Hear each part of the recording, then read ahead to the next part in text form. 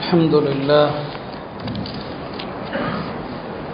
نحمده ونستعينه ونستغفره ونؤمن به ونتوكل عليه ونعوذ بالله من شرور أنفسنا ومن سيئات أعمالنا من يهد الله فلا مضل له ومن يضلل فلا هادي له أشهد أن لا إله إلا الله وحده لا شريك له وأشهد أن سيدنا ونبينا ومولانا محمدا عبده ورسوله أرسله ربه بالحق بشيرا ونذيرا وداعيا إلى الله بإذنه وسراجا منيرا صلى الله تعالى عليه وعلى آله وصحبه وبارك وسلم تسليما كثيرا أما بعد فأعوذ بالله من الشيطان الرجيم بسم الله الرحمن الرحيم وهذا كتاب أنزلناه مبارك ليدبروا آياته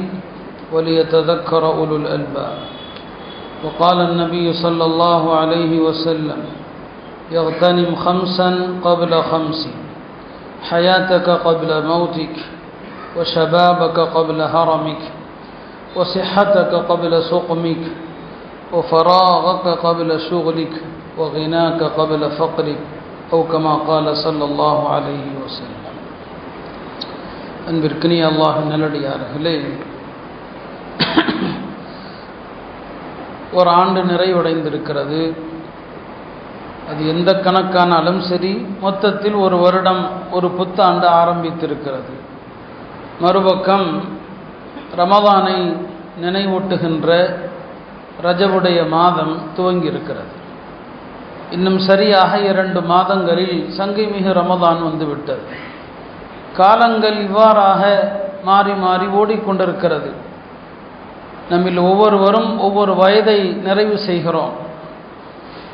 ஒரு ஆண்டு முடிவது, ஒரு வயது முடிவடைவது நமக்குள் எத்தகைய சிந்தனைகளை ஏற்படுத்த வேண்டும் என்பதை பல முறை நாம் வலியுறுத்தி இருக்கிறோம். இந்த ரஜபுடைய மாதம் வருகிற போது ஹதீஸிலே சொல்லப்பட்ட ஒரு துஆவை அதிகமாக ஓதப்படுவதை நாம் எல்லாம் கேட்டுக்கொண்டிருக்கிறோம். அல்லாஹும்ம பாரிக் லனா ஃபி ரஜபி வ ஷஅபான், இந்த ரஜப் ஷஅபானில் எங்களுக்கு பரக்கத்து செய்வாயாக என்று. அடுத்த வாக்கியம் 2 விதமாக வருகிறது. ரமதானை அடைய செய்வாயாக என்றும் வருகிறது, ரமதானிலும் பரக்கத்து செய்வாயாக என்றும் ஹதீஸில் வருகிறது. 2 விதமாகவும் ஹதீஸில் இருப்பதை நாம் பார்க்க முடிகிறது. நாம் அடிக்கடி சொல்வதுண்டு, பெருமானார் ஸல்லல்லாஹு அலைஹி வஸல்லம் அவர்கள் பொதுவாக பரக்கத்துடைய துஆ அதிகம் செய்வாங்க. பரக்கத் என்பது என்ன என்று சொன்னால், ஒரு பொருளின் மூலமாக பலன்கள் அதிகமாக கிடைப்பதோடு அது நீண்ட காலம் நீடித்திருக்கவும் வேண்டும். நிறைய பலன்களும் கிடைக்கணும். கஸ்ரத்துல் ஹைர். இரண்டாவது என்ன? ஒபகாவு, நீடித்திருக்கணும். இந்த ரெண்டும் எதில் எல்லாம் இருக்குதோ அதான் பரக்கத். ஒரு பையன் தன்னுடைய தந்தை இடத்துல கேட்டானா, அத்தா அடிக்கடி பரக்கத்துன்னு சொல்கிறீங்களே, பரக்கத்துனா என்ன அப்படின்னு சொல்லி. இப்போ அவர் அந்த பையனை அழைச்சிட்டு வீட்டில் ஒரு ஓரமாக போனார். ஒரு ரூமில் ஒரு மோட்ரு இருக்குது. சொன்னாராம், இந்த மோட்ரு இருக்குது, இது கிட்டத்தட்ட நம்ம வீட்டில் 25-30 வருஷமாக இருக்குது. 25-30 வருஷமாக எந்த பெரிய செலவும் வந்ததில்லை. இதாம்பா பரக்கத்துன்னாராம். ஆக இது பரக்கத்தை ஒவ்வொருவரும் ஒவ்வொரு விதமாக புரிய வைப்பாங்க இல்லையா? ஆடு குட்டி போடுவது குறைவு, ஆனால் நாய்கள் குட்டி போடுவது அதிகம். ஆடுகள் அதிகம் அறுக்கப்படுது, ஆனால் குட்டி போடுறது கம்மி. ஆனால் ஆட்டில் பரக்கத்து இருக்கு. நபி ஸல்லல்லாஹு அலைஹி வஸல்லம் அவங்க உம்முஹானி அவர்கள்ட்ட சொன்னாங்க, இத்தஹிதி கனமன் ஃபஇன்ன ஃபீஹா பரக்கத்தன், ஆடு வளர்த்துக்கொள், ஆட்டில் பரக்கத்து இருக்குன்னு சொன்னாங்க. ஆடு வளர்த்துக்கொள், ஆட்டில் பரக்கத்து இருக்குது. உண்மைதானே? பரக்கத்துனா கண்ணுக்கு தெரியாத ஒரு வளர்ச்சி தான் பரக்கத்து. நீங்கள் பாருங்க, உலகத்தில் எவ்வளவு ஆடு அறுக்கப்படுது, ஆனால் அந்த அளவுக்கு ஆடுகள் குட்டி போடுதா?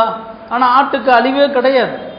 அப்போ இதான் பரக்கத் அப்படிங்கிறது. அல்லாஹ் சில பொருள்களை வைத்திருக்கிறான்.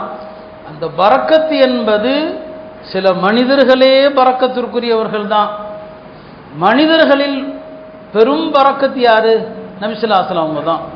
பெருமானாருடைய தாத்தும் பரக்கத்து தான், பெருமானாருடைய வார்த்தைகளும் பரக்கத்து தான், பெருமானார் கொண்டு வந்த மார்க்கமும் பரக்கத்து தான். அவங்க தொட்ட பொருள், அணிந்த பொருள் எல்லாமே பரக்கத்து தான். அவங்க யாருக்கெல்லாம் துவா செஞ்சாங்களோ அதெல்லாம் பரக்கத்து தான். சொல்லப்படுது, திருமணத்தில் பாரக்கல்லாஹு லக்கன்னு சொல்கிறோமே, இந்த வாழ்த்தை பெருமானார் முதலில் யாருக்கு இந்த வாழ்த்து சொன்னாங்க அப்படின்னா சில கிதாபுகளில் எழுதுறாங்க. அப்துல் ரஹ்மான் இப்னு அவுஃபுக்கு தான் பெருமானார் அவர் கல்யாணம் பண்ணின புதுசில் முதல்ல இந்த வார்த்தையால் வாழ்த்துனாங்க, பாரக்கல்லாஹு லக்கன்னு சொல்லி. பெருமானார் யாருக்கெல்லாம் பரக்கத்துக்கு துவா செஞ்சாங்களோ அவங்க எல்லாருமே வாழ்க்கையில் செழிப்பாக தான் இருந்தாங்க. இப்னு அவுஃபை பற்றி நமக்கு தெரியும். அவருக்கு பெருமானார் எப்போ பாரக்கல்லான்னு சொன்னாங்களோ அவர் கல்லை எடுத்தாலும் பொண்ணா மாறிடும். இது அவங்களே சொன்னாங்க, நான் ஒரு கல்லை எடுத்தாலும் அது பொண்ணாகிவிடும் என்று சொன்னாங்க. இப்போ அந்த அளவுக்கு அவருக்கெல்லாம் எல்லாவற்றிலும் பரக்கத். இந்த காலத்தினுடைய உலகத்தின் பெரும் பணக்காரர்கள்னு சொல்கிறோமே, அந்த பணம் அன்னைக்கு அவர்கிட்ட இருந்துச்சு, இப்னு அவுஃப்கிட்ட இருந்துச்சு. அவங்க இறந்த போது சொத்து மதிப்பை பார்த்தோன்னு சொன்னால் இன்னைக்கு இருக்கக்கூடிய பெரும் பெரும் தொழிலதிபர்கள் எப்படியோ அப்படிதான் பெருமானாருடைய அந்த பரக்கத்துடைய துவாவை பெற்ற எல்லாருக்குமே அந்த பரக்கத்தினங்க இருந்துச்சு. நபி ஸல்லல்லாஹு அலைஹி வஸல்லம் ஒரு பொருளில் துவா செஞ்சுட்டா அதில் பரக்கத்து இருக்கும். ஒரு நாள் ஹஜ்ரத் அபூ ஹுரைரா ரலியல்லாஹு அன்ஹு அவர்கள் கொஞ்சம் பேரிச்சம்பழங்களை கொண்டு வந்தாங்க, ஒரு பையில போட்டு. பெருமானார் கேட்டாங்க, என்னப்பா இருக்குது? பேரிச்சம்பழம், இதில் துவா செய்யுங்க யா ரசூலல்லாஹ்னு சொன்னாங்க.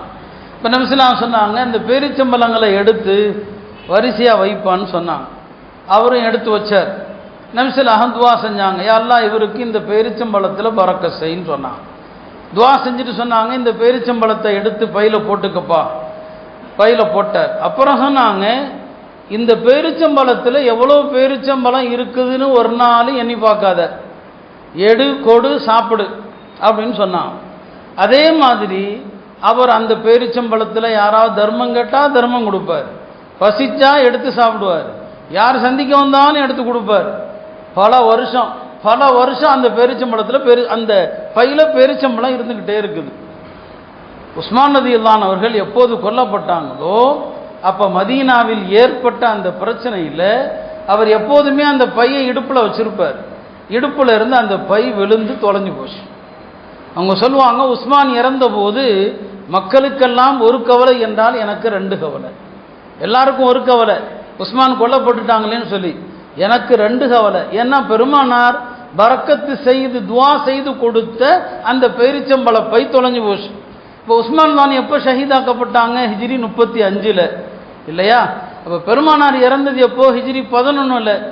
பெருமானார் இறந்ததிலிருந்து கணக்கு வச்சா கூட அவர் பெருமானாரோடு வாழ்ந்த, அபூ ஹுரைரா வாழ்ந்த காலங்கள் பெருமானாரோடு 3 வருஷம். அப்போ கிட்டத்தட்ட ஒரு 20-25 வருஷம் ஒரு சின்ன பையில இருந்த பேரிச்சம்பழம் சாப்பிட்டாங்க, கொடுத்தாங்க, எடுத்து கொடுப்பாங்க, அப்படிதான் இருக்கும். தீரல்ல, அது காணா போச்சு, தொலைஞ்சு போச்சு, தவிர தீரல்ல. இதான் பரக்கத் அப்படிங்கிறது. அப்போ ரசூல் ஸல்லல்லாஹு அலைஹி வஸல்லம் அவர்கள் எதை எடுத்தாலும் எதை தொட்டாலும் அது என்னதான்? பரக்கத்து தான்.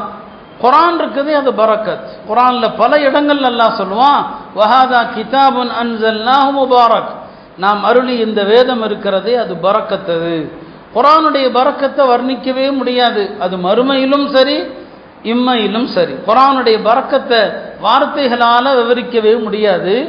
மறுமையில் சொர்க்கத்தில் பல படித்தரங்கள் இருக்குது. சொர்க்கத்து படித்தரங்கள் எவ்வளவு அப்படின்னா உலமாக்கள் சொன்னாங்க, குர்ஆன்ல எத்தனை எழுத்துக்கள் இருக்கிறதோ குர்ஆனுடைய எழுத்துகளுடைய எண்ணிக்கை அளவுக்கு சொர்க்கத்தின் படித்தரங்கள் சொன்னாங்க.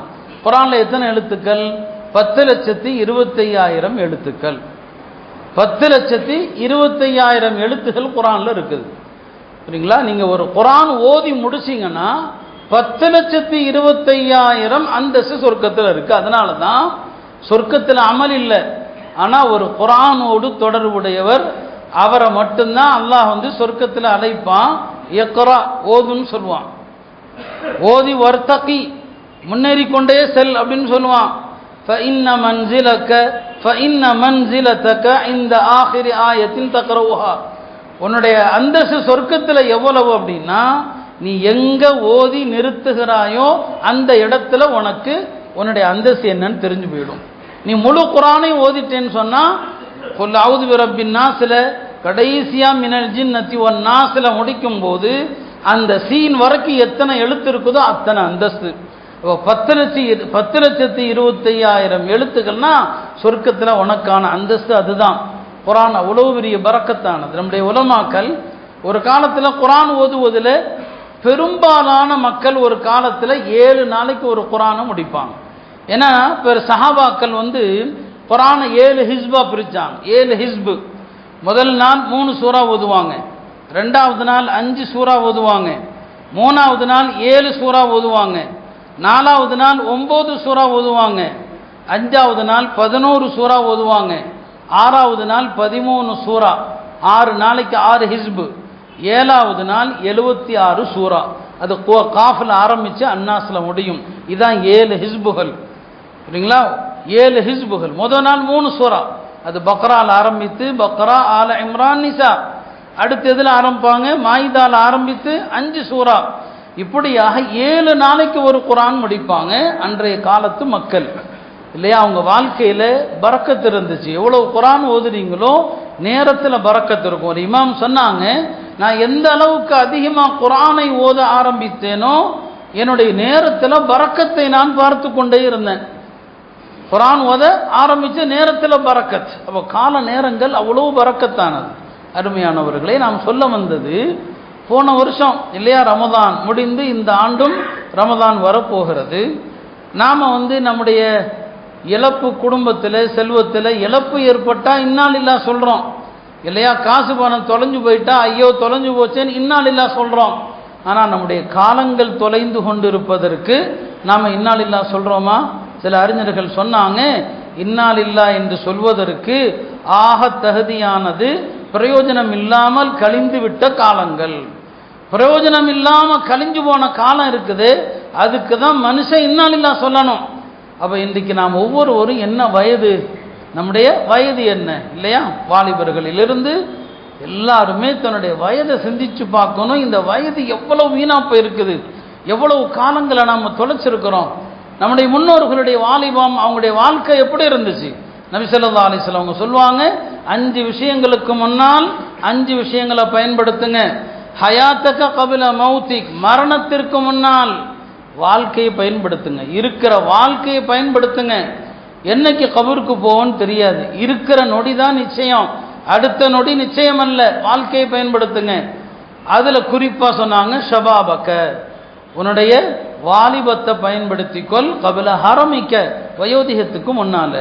நமது முன்னோர்கள் எப்படி இருந்தாங்க, இன்றைய வாலிபர்கள் எப்படி இருக்கிறாங்க, அவங்களுடைய லட்சியம் என்ன, நம்முடைய லட்சியம் என்ன? பெருமானார் ஸல்லல்லாஹு அலைஹி வஸல்லம் அவர்கள் மதீனா முனவ்வரா வருகிற போது ஸைத் இப்னு சாபித்துங்கிற சஹாபி, அவருக்கு வயசு 11 வயசு தான் அவருக்கு. பெருமானார் வரும்போதே அவர் குர்ஆனில் பல சூறா ஓதி மனப்பாடம் செஞ்சிட்டார். அவர் குர்ஆனை ஓடி மனப்பாடம் காட்டினார். பெருமானார் விளங்கிக்கிட்டாங்க, இந்த பையன் புத்திசாலி பையன். நபி ஸல்லல்லாஹு அலைஹி வஸல்லம் அவங்க திறமைகளை ஊக்குவிப்பாங்க, மட்டம் தட்ட மாட்டாங்க. யார்கிட்ட என்ன திறமை இருக்குதோ அந்த திறமையை நபி ஸல்லல்லாஹு ஊக்குவிப்பாங்க.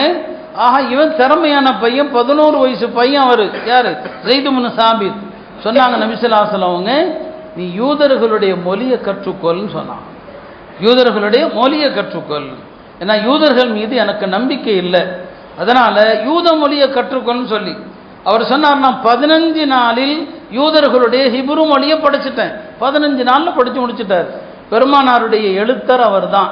யூதர்கள் கடிதம் போட்டால் அதை வாசிப்பது, பதில் கடிதம் எழுதுவது ஸைத் இப்னு சாபித். யார் கூட இருக்கிறாங்க? பெருமானாருக்கு பக்கத்தில். எத்தனை வயசுங்க? பெருமானார் வரும்போது 11 வயசு. அப்போ நபிஸல்லாஹு இறக்கும்போது எத்தனை? 21 வயசு. அவ்வளோதான். இன்றைக்கு நாம் வாலிபர்களை அந்த இடத்துல வைக்கிறதே இல்லை, வாலிபர்களை நாம் ஊக்குவிக்கிறதே இல்லை, இந்த மாதிரி திறமையுள்ள மனிதர்களை பயன்படுத்துறது இல்லை. அப்போ அவர் என்னங்க 11 வயசில் அப்படிப்பட்ட மனிதராக இருந்தார். பெருமானாருடைய இறப்புக்கு பிறகு குர்ஆன் ஒன்று திரட்டப்பட்ட போது அந்த பொறுப்பு யார்கிட்ட கொடுக்கப்படுது? ஸைத் இப்னு சாபித். 21 வயது வாலிபர். சஹாபாக்கள்ல எவ்வளோ மூத்தவர்கள் இருக்கிறாங்க, அவர்கிட்ட தான் கொடுத்தாங்க. ஏன்னா எழுத்து பணியில் அவர் சிறந்தவர், அவரை விட காரிகள்லாம் இருக்கிறாங்க. ஆனால் குர்ஆனை திரட்டுவதற்கு தேவை எழுத்து பணி தான். அவரை தலைவராக்கினாங்க அபூபக்கர் ரலியல்லாஹு அவர்கள். அவர் தான் குர்ஆனை திரட்டினார். இன்றைக்கு நாம் ஓதுகிற இந்த குர்ஆனுடைய பிரதிக்கான அடிப்படை யாருங்க? ஸைத் இப்னு சாபித் தான். இன்றைய வாலிபர்கள் தங்களுடைய வாலிபத்தை எப்படி கழிக்கிறாங்க? சூதாட்டத்தில், சீட்டாட்டத்தில், போதையில். இன்றைக்கு 4 வாலிபர்கள் தனியாக எங்கேயாவது நிற்கிறான்னு சொன்னால் அவன் பாவம் செய்கிறான்னு அர்த்தம். ஒரு காட்டில், ஒரு மைதானத்தில் சில வாலிபர்கள் சேர்ந்து நிற்கிறான்னு சொன்னாலே அவன் தப்பு செய்கிறான்னு அர்த்தம். சில வாலிபர்கள் சில இடங்களில் கூடி நின்னாங்க. எதுக்காக நிற்கிறாங்கன்னு பார்த்தா சீட்டாடிட்டு இருக்கிறாங்க. சீட்டாடி பல பேர் ஏகப்பட்ட பணத்தை இழந்து வீடுகளை அடமானம் வைத்து இன்றைக்கு அந்த வீடுகளெல்லாம் பறிபோகிற நிலைக்கு வாலிபர்கள் வந்திருக்கிறான். பொருளாதார வீண், நேர வீண், தன்னுடைய ஆயுள் காலம் எல்லாத்தையும் வீணாக்கி தன்னுடைய மனைவி மக்கள் எல்லாருக்கும் அநியாயம் செய்கிறான். இவனை நம்பி இருக்கிற குடும்பத்திற்கு அநியாயம் செய்கிறான். அருமையானவர்களே, இப்படியா நம்முடைய வாலிபம் இருக்க வேண்டும்? ஹஜ்ரத் அபூ ஹுரைரா அவர்களிடத்தில் பெருமானார் ஸல்லல்லாஹு அலைஹி வஸல்லம் ஒரு நாள் கேட்பாங்க, அபூ ஹுரைரா, எல்லாரும் என்னிடத்தில் பொருள் உதவி கேட்டு வர்றாங்க. பெருமானாரிடம் போர் செல்வங்கள் வரும் இல்லையா, அதில் எல்லாரும் உதவி கேட்டு வருவாங்க. எல்லாருமே போர் செல்வங்களிலிருந்து உதவி கேட்டு வர்றாங்க. நீங்கள் ஒரு நாளும் போர் செல்வத்தில் உதவி கேட்டு வந்ததே இல்லையே அப்படின்னு கேட்குறாங்க. ஒவ்வொருத்தருக்கும் ஒரு லட்சியம் இருக்கணும் இல்லையா? அபூ ஹுரைரா சொன்னாங்க, யா ரசூலல்லாஹ், அஸ்அலுக அன் துஅல்லிமனி மிம்மா அல்லமக அல்லாஹ். அல்லாஹ் உங்களுக்கு கொடுத்த ஞானத்தை எனக்கு கற்றுக் கொடுங்க. எனக்கு போர் செல்வம்லாம் வேண்டாம், எனக்கு கல்வியை கொடுங்கன்னு சொன்னாங்க. பெருமானார் ஸல்லல்லாஹு அலைஹி வஸல்லம் அவர்கள் ரொம்ப சந்தோஷப்பட்டு அபூ ஹுரைரா மேலே ஒரு போர்வை போட்டிருந்தார், ஒரு கம்பளி போர்வை. அந்த கம்பளி போர்வை எடுப்பான்னு சொன்னாங்க. எடுத்தார். அதை விரின்னு சொன்னாங்க. விரிச்சார். பெருமானார் கையில் ஒரு ஓரம், அபூ ஹுரைரா கையில் ஒரு ஓரம். நபி ஸல்லல்லாஹு அலைஹி வஸல்லம் அந்த போர்வையை பிடித்து கொண்டு பெருமானார் ஏதோ செய்கிறாங்க. அபூ ஹுரைரா சொல்கிறாரு, என் கையில் ஒரு ஓரமும் பெருமானார் கையில் ஒரு ஓரமும் இருக்குது. பெருமானாரிடமிருந்து எனக்குள் ஏதோ ஒன்று ஊர்ந்து வருவது போல் இருக்குது. எறும்பு ஊர்ந்து வர்ற மாதிரி, எறும்பு ஊர்ந்து வர்ற மாதிரி இருக்குது. நபி ஸல்லல்லாஹு அலைஹி வஸல்லம் அவர்கள் பிறகு என்ன செஞ்சாங்க? இந்த போர்வை பிடித்து கொண்டே எனக்கு சில ஹதீஸுகளை அறிவித்தாங்க. பிறகு போர்வை விட்டுட்டு சொன்னாங்க, இந்த போர்வையை உன்னுடைய மார்போடு அணைத்துக்கொள், இனிமே உனக்கு மறதியே வராது சொன்னார். நான் அந்த போர்வையை மார்போடு அணைச்சிக்கிட்டேன். அதற்கு பிறகு நான் பெருமானாரிடமிருந்து கேட்ட எந்த ஹதீஸிலும் ஒரு எழுத்தை கூட நான் விட்டது கிடையாது. இதான் அபூ ஹுரைராவுடைய வாலிபம், அவருடைய பருவம் அப்படி. அப்போ அவருடைய லட்சியத்தை பாருங்க, பெருமானாருடைய ஹதீஸுகள் மறக்கக்கூடாது.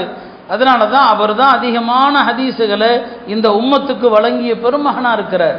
ஸஅத் இப்னு முஆத் அவர்கள் 31 வயசுல முஸ்லீம் ஆனார், 37 வயதில் மூத்தாயிட்டார்.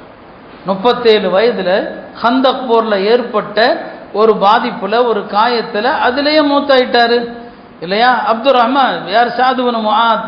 ஸஅத் இப்னு முஆதுடைய ஜனாசாவை எடுத்து செல்கிற போது முனாஃபிக்குகள் சில பேர் கேலி பண்ணாங்க, என்ன இந்த ஜனாசா ரொம்ப ஒரு வெயிட் குறைவாக இருக்குதுன்னு சொல்லி, வெயிட் குறைவாக இருக்கிறத ஒரு கேலியாக சொன்னாங்க.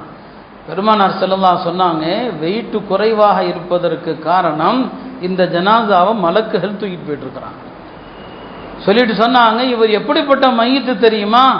இவருடைய இறப்பு செய்தி வந்தபோது இஹ்தஸலஹு அர்ஷுர் ரஹ்மான், அல்லாஹ்வுடைய அரிசி இவருக்காக குலுங்கியது.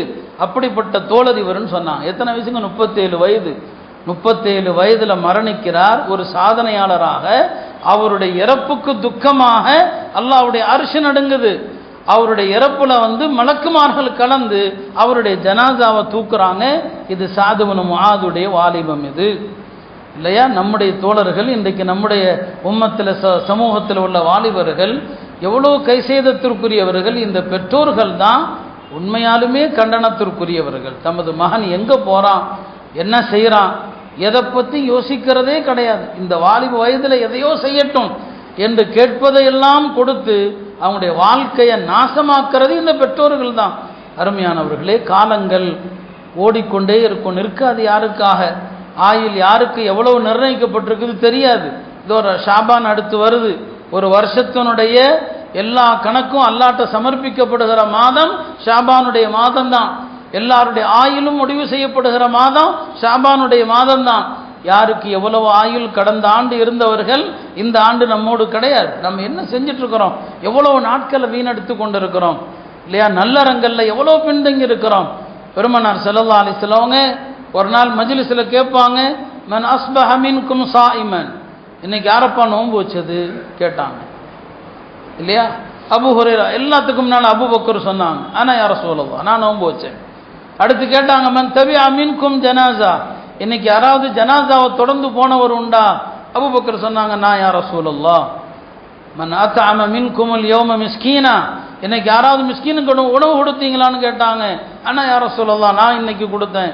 மன் ஆத மின்கும் மரீதான், இன்னைக்கு நோயாளியை போய் சந்தித்தவர் உண்டா? நான் யா ரசூலல்லாஹ். எல்லாத்துக்கும் சொல்றாரு. பாருங்க, ஹஜ்ரத் அபூபக்கர் ரலியல்லாஹு அவர்கள் அவங்க ஒவ்வொரு நாளும் செய்யாத நல்லாமலே கிடையாது. நம்ம வாழ்க்கை பட்டியல் எப்படி இருக்குது? செய்யாத பாவமே கிடையாது. அவர் நோன்பு வைக்கிறார், நஃபில் நோன்பு. யாராவது இறந்து போனா ஜனாசாவுக்கும் போறாரு. ஏழைகள் வந்தா உணவளிக்கவும் செய்யறாரு. யாராவது நோயாளியா இருந்தா போய் நலம் விசாரிக்கவும் செய்யறாரு. அல்லாஹ் அவங்களுடைய நேரங்கள்ல எவ்வளவு பரக்கத்து செய்யறான் பாருங்க. நமக்கு ஒரு நாளைக்கு ஒரு ஜுது ஓத நேரம் இல்லை இல்லையா? நம்முடைய நேரங்கள் எவ்வளவு வீணாக கழிகிறது இல்லைங்களா? இப்னு உமர் ரலியல்லாஹு அவர்கள் அவங்களுடைய ஒரு நாள் அமல் எப்படி இருந்தது என்று இப்னு உமருடைய முன்னாள் அடிமை நாஃபியா அவர்கிட்ட கேட்குறான், இப்னு உமருடைய அமலை பற்றி கொஞ்சம் சொல்லுங்க. அவங்க சொன்னாங்க, 5 நேர தொழுகை வந்தால் உது செஞ்சுட்டு தொழுவார். தொழுகைக்கு இடைப்பட்ட நேரம் எல்லாம் அவர் கையில் இருப்பது முஸ்ஹப் குர்ஆன். 5 நேர தொழுகை நேரம் வந்தால் உது செஞ்சுட்டு தொழுவார். இடைப்பட்ட நேரத்தில் இருப்பதெல்லாம் முஸ்ஹப் தான் அப்படின்னு சொன்னாங்க. இமாம் அஹ்மது பின் ஹம்பல் முஸ்னத் அஹ்மத் என்கின்ற ஒரு மகத்தான ஹதீஸ் பொக்கிஷத்தை கொடுத்த இமாம், எல்லா ஹதீஸ்களை ஆசிரியர்களுக்கும் ஒரு உஸ்தாது. அந்த இமாம் அஹ்மது பின் ஹம்பலுடைய வாழ்க்கையை நீங்க பாருங்க. அவங்க மகனார் சொல்றாங்க, ஒரு நாளைக்கு 300 ரக்காத்துகள் நஃபில் தொழுவார். 300 ரக்காத். 300 ரக்காத்து நஃபில் தொழுவது மட்டும்தான் வேலையா? நாம் என்ன சொல்லுவோம், 300 ரக்காத் தொழுதா ஒரு நாளே அதில் முடிஞ்சு போயிருமே. அல்லாஹ் அவருக்கு அதில் பரக்கத்து, காலத்தில் பரக்கத்துங்கிறது அதுதான். 300 ரக்காத் தொழுவார். மாணவர்களுக்கு ஹதீஸ் பாடமும் நடத்துவார். மனை மக்களுக்காக சம்பாதிக்கவும் போவார். இத்தனை வேலையும் செய்வார். குர்ஆனும் ஓதுவார். குர்ஆனும் ஓதிக்கொண்டு இந்த எல்லா வேலையும் செய்து கொண்டு ஒரு நாளைக்கு 300 ரக்காத்து தொழுவாங்க. நம்ம யோசிச்சு பாருங்க, எத்தனை ரக்காத்து நாம நஃபில் தொழுகிறோம்? ஒரு நாளைக்கு நாம தொழக்கூடிய நஃபில்கள் என்ன? நஃபிலான ரக்காத்துகள் கிடையாது, நஃபிலான நோன்புகள் கிடையாது, குர்ஆன் திலாவத்து கிடையாது. இப்படிதான் நம்முடைய வருஷம். போன வருஷம் ரமதான், இனி அடுத்த ரமதானும் வந்து விட்டது. நம்முடைய கால நேரங்கள் எவ்வாறு கழிந்தது என்பதை நாம யோசிச்சு பார்க்கணும். அருமையானவர்களே, நம்முடைய முன்னோர்களுடைய காலங்கள் ஒவ்வொரு நொடியும் அவங்க அல்லாஹ்விடத்தில் தன்னுடைய நேரங்களை புனிதமாகத்தான் கழித்தாங்க. அவங்களுடைய நேரங்கள் ஒரு நாளும் வீணாக போனதே கிடையாது. சின்ன வயசுல அவர்கள் சாதனையாளர்களாக இருந்தாங்க. நான் அபூ ஹுரைராவை பற்றி சொன்னேன். மதீனால அவங்க மஸ்ஜிது நபவியில் உட்கார்ந்துருப்பாங்க. சஹாபாக்களில் அதிகமான தோழர்களை கொண்ட தோழர் அவர் தான். நிறைய மாணவர்கள், 1000 மாணவர்கள் அவருடைய சபையில் இருப்பாங்க. மாணவர்களுக்கு ஹதீஸை போதித்து கொண்டு ஒரு நாளைக்கு 12,000 தஸ்பீ செய்வாங்க அபூ ஹுரைரா. 12,000 தஸ்பீ. இப்போ அவங்கள்ட்ட கேட்டாங்க, இந்த 12,000ங்கிற எண்ணிக்கை அதுக்கு ஏதாவது ஒரு காரணம் இருக்கான்னு கேட்டான். 12,000 தஸ்பீ ஓதுறீங்களே, இந்த எண்ணிக்கைக்கு ஏதாவது ஒரு காரணம் இருக்கான்னு சொல்லி. நம்முடைய முன்னோர்கள் என்ன செஞ்சாலும் அதுக்கு ஒரு தத்துவம் வச்சிருப்பாங்க. அவர் சொன்னார், ஒரு மனிதன் இஸ்லாத்தினுடைய பார்வையில் ஒரு மனிதனை யாராவது கொன்னுட்டா, தவறுதலாக அல்லது அநியாயமாக கொன்னுட்டா, கொலை செய்யப்பட்ட மனிதனுடைய உயிருக்கான இழப்பீட்டு தொகை 12,000 திர்ஹம். 12,000 திர்ஹம் தான் மார்க்கத்தில் ஒரு உயிருக்கான மதிப்பு. அதனால நான் என்னுடைய உயிரை, என்னுடைய ஆன்மாவை நரகத்திலிருந்து விடுதலை செய்யறதுக்காக 12,000ங்கிற எண்ணிக்கையில நான் தஸ்பீ ஓதிட்டு இருக்கிறேன்னு சொன்னார். 12,000 தஸ்பீஹுக்கான காரணத்தை ஹஜ்ரத் அபூ ஹுரைரா ரலியல்லாஹு அவர்கள் விளக்குறாங்க. அருமையானவர்களே, நம்முடைய குடும்பங்களில் வீடுகளில் இரவு நேரங்கள் எப்படி கழிகிறது எல்லாருக்கும் தெரியும். ஒரு காலத்தில் டிவியில் மூழ்கி இருந்தாங்க, எனக்கு எல்லாரும் செல்ஃபோனில் தான். வீட்டுக்கு போனால் பொண்டாட்டி ஒரு பக்கம் செல்ஃபோன் பார்த்துட்டு இருக்கோம், இவர் ஒரு பக்கம் பார்த்துட்டு இருப்பார், பிள்ளைகள் ஒரு பக்கம் பார்த்துட்டு இருப்பாங்க. ஒருத்தர் முகத்தை ஒருத்தர் பார்க்க மாட்டாங்க. ஒருத்தர் இன்னொருத்தர்கிட்ட கேட்டால் கூட எல்லாத்துக்குமே ஊன் தான் பதில் வரும். பதில் என்ன சொன்னாலாம் தெரியாது. அதுக்கப்புறம் அந்த அம்மாவோ அவரோ சத்தம் போட்டால் என்ன சொன்ன அப்படின்னு கேட்பாங்க. இன்னைக்கு அப்படித்தான் நம்ம எல்லா வீடுகள்லையும் இரவுகள் அப்படித்தான். பல மணி நேரங்கள் வீணாக இந்த செல்போனில். ஒரு காலத்தில் இரவு முழுக்க வீட்டில் அமல் செய்வதற்கு குடும்பத்தில் உள்ளவர்கள் பிரிச்சுக்குவாங்க. ஹஜ்ரத் அனஸுடைய வீட்டில் அவர் 3 பேர் இருந்தாங்க. அவரும் அவருடைய மனைவியும் அவருடைய மகளும் 3 பேருமே இஷாவுக்கு பிறகு முதல் 3ல் ஒரு பங்கு ஒருத்தர் இபாதத்தில் இருக்கணும், மற்ற 2 பேரும் தூங்கணும். அப்புறம் அடுத்தவர் எழுப்பி விட்டுட்டு 2வது நபர் வந்துடுவார். இப்படியாக இரவை 3ஆ பிரித்து ஒவ்வொரு ஒரு பகுதியில் யாராவது ஒருத்தர் வணக்கத்தில் இருப்பது என்று ஹஜ்ரத் அனஸுடைய வீட்டை பிரித்தாங்க.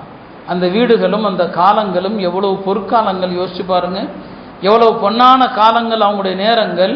இன்றைக்கு நம்முடைய இரவுகள் எப்படி? பகலும் பாவத்தில் தான், இரவும் பாவத்தில் தான், இரவும் பகலும் பாவத்தில் ஓடிக்கொண்டிருக்கிற நிலையில் மரணம் வந்தால் என்ன ஆகும் நம்முடைய நிலைமை? இன்றைக்கு நம்முடைய நொடி, இந்த நொடி மலக்குல் மௌத்து வந்து நின்னா நம்முடைய முகங்களுடைய நிலைமை என்னவா இருக்கும் யோசிச்சு பாருங்க. அருமையானவர்களே, இதைத்தான் நம்ம போன வாரமும் சொன்னோம். வருஷ ஆண்டு புத்தாண்டுன்னு கொண்டாடுறவனை விட பைத்தியக்காரன் உலகத்தில் யாரும் இல்லை. ஏன்னா ஒரு ஆண்டு தொலைஞ்சு போச்சு, ஒரு ஆண்டை நாம் ஆக்கல்ல, வீணா போக்கிட்டோம். என்ன சாதிச்சிருக்கிறோம் இந்த ஒரு வருஷத்தில்? இந்த ஒரு வருஷத்தில் எத்தனை குரான் ஓதணும், எத்தனை திக்ர் செஞ்சோம், எத்தனை நல்லறங்கள் செஞ்சோம், நாம் என்ன சாதித்தோம்? நம்ம வாழ்க்கையில் சாதனை எதுவுமே இல்லை. ஸைத் இப்னு சாபித் குரானை கொடுத்தவர், கியாம நாள் வரைக்கும் அவருக்கு அந்த புகழ் இருக்குது இல்லையா? சஹாபாக்கள், இமாம்கள் எல்லாருமே சாதனை படைச்சாங்க. நம்ம வாழ்க்கையில் நாம் என்ன செஞ்சுருக்கிறோம்? நமக்கும் சமூகத்துக்கும் நாம் என்ன செஞ்சோம்? ஒன்று நமக்காக அமல் செய்யணும், அல்லது சமூகத்துக்கான பணியாவது செய்யணும். பெருமானார் சமூக பணியை சொல்லுவாங்க. சமூகத்துக்கு நம்ம இறப்புக்கு பிறகு பயனுள்ள விஷயங்களை நாம் விட்டுட்டு போனோமா? சமுதாயம் பயன்பெறுகிற எதையாவது செய்து விட்டு போனோமா இல்லையா? அடிக்கடி நினைவூட்டும் இல்லையா? ஒரு 7 அமல் இருக்கு இல்லையா? பள்ளிவாசல் கட்டுவது, கல்வி சாலைகள் கட்டுவது, இது மாதிரியான அமல்கள் என்ன நாம் செஞ்சு யோசிச்சு பாருங்க.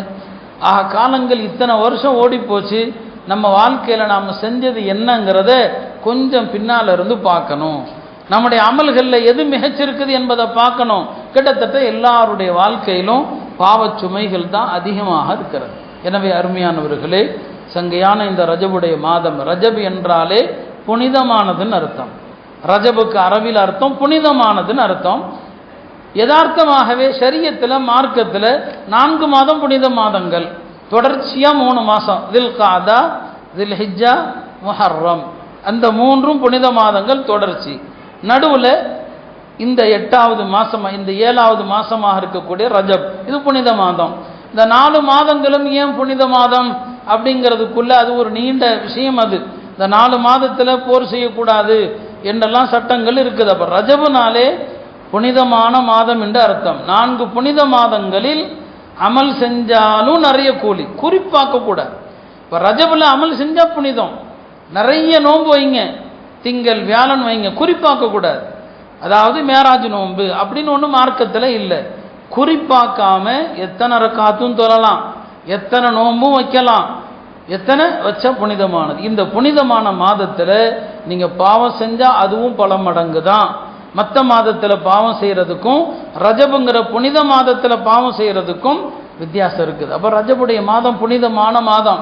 ரமதானை நமக்கு நினைவுபடுத்துது இல்லையா? ரமதானை நமக்கு வந்துருச்சு, தயாராகுங்கன்னு சொல்லி நாம் குறைஞ்சபட்சம் ஆண்டு முழுவதும் எப்படியோ இருந்து விட்டு போயிட்டோம். இந்த ரமதான் வரப்போகுதுன்னு ஞாபகப்படுத்துது இல்லையா? இப்பயாவது நாம் ரமதானுக்கு தயாராக வேண்டாமா? ரமதானுக்கு முன்னால் நம்மை அமல்களை கொண்டு ஆயப்படுத்த வேண்டாமா? சஹாபாக்கள் இள வயதிலேயே மார்க்கத்திற்காக தியாகம் செய்ய ஆசைப்பட்டான். பத்ர் போரில் எண்ணிக்கை கம்மியாக இருக்குது, ஆள் இல்லை, ஆயுதங்கள் இல்லை. சின்ன சின்ன வயதுடைய சஹாபாக்கள் எல்லாம் பெருமானார் ஸல்லல்லாஹு அலைஹி வஸல்லம் அவங்களுக்கு முன்னால் வந்து யாரை சொல்லுதா, எங்களையும் போருக்கு அழைச்சிக்குங்க. பெருமானார் வயசு என்னன்னு கேட்பாங்க. 14 வயசு. 14 வயசுனா அனுமதி இல்லை. இஸ்லாமிய இராணுவத்தில் சேரணும்னா குறைஞ்சது 15 வயசு. அவர் பத்ரில் வர்றாரு, பெருமானார் தள்ளி விட்டுறாங்க, ஏற்றுக்க முடியாது. உஹதில் வர்றாரு, இல்லை வயசு வரல, ஹந்தக்கில் வந்து சேர்ந்துக்கிறார். சின்ன பிள்ளைங்களுக்கெல்லாம் ஆர்வம், தீனுக்காக எதையாவது செய்யணும்னு சொல்லி. ஆனால் இன்றைய நம்முடைய வாலிப பிள்ளைகள் மார்க்கத்திற்காக செய்வதை விட இல்லையா, தன்னுடைய துனியாவை அழிக்கக்கூடிய பொருளாதார நஷ்டம், உடல் நஷ்டம், உடலை அழிக்கக்கூடிய பாவங்களை தான் செய்கிறாங்க. சமுதாய வாலிபர்கள்ட்ட 2 தீமைகள் பெரிய அளவில் இன்னைக்கு இருக்குது. தனியாக நாம் அதை கவலைப்பட்டு பேசணும். ஒன்று சூதாட்டம். நிறைய வாலிபர்கள் சீட்டாடுறாங்க, ஆன்லைனில் சீட்டாடி ஏகப்பட்ட பேர் நஷ்டமடைந்து, கோடிக்கணக்கில் நஷ்டமடைந்து நடுத்தருவுக்கு வந்து எல்லா சொத்துகளையும் இருக்கக்கூடிய அவல நிலைக்கு போன வாலிபர்களும் இருக்கிறாங்க. நம்ம சமுதாயத்தில் ஆன்லைன் ரம்மி விளையாடுறது, சீட்டு விளையாடுறது, இதெல்லாவற்றையும் விட போதைப் பொருள் முஸ்லிம்கள் வாழக்கூடிய எல்லா ஊர்களிலும் வாலிபர்கள்ட்ட மலிந்து விட்டது. எல்லாத்துக்கும் நாம் அடுத்தவனையே பழி போடுறது, முஸ்லிம்களை வழிகெடுக்கிறதுக்காக ஆர்எஸ்எஸ் காரம் பண்ணுறான்னு சொல்லி. நமக்கு எங்கே அறிவு போச்சு இல்லையா? நம்ம பொறுப்பு தானே. நம்ம பிள்ளைங்களை வந்து இந்த கெட்ட விஷயங்களுக்கு அடிமையாகாம தடுக்கிறது நம்முடைய கடமை, நம்முடைய பொறுப்பு. உலகத்தில் சைத்தான்கள் வழிகெடுக்கிறதுக்குன்னு படைக்கப்பட்டிருக்கிறாங்க. அவங்க வேலையை செஞ்சுட்டு தான் இருப்பாங்க. நாமல்லவா நம்முடைய குழந்தைகளை பாதுகாத்திருக்கணும். அப்போ ரெண்டு தீமைகள், சூதாட்டங்கிறதும் போதைங்கிறதும் அல்லாஹ் குர்ஆன்ல சூரா மாயிதால இந்த ரெண்டையும் ஒன்னா தான் சொல்லுவான்.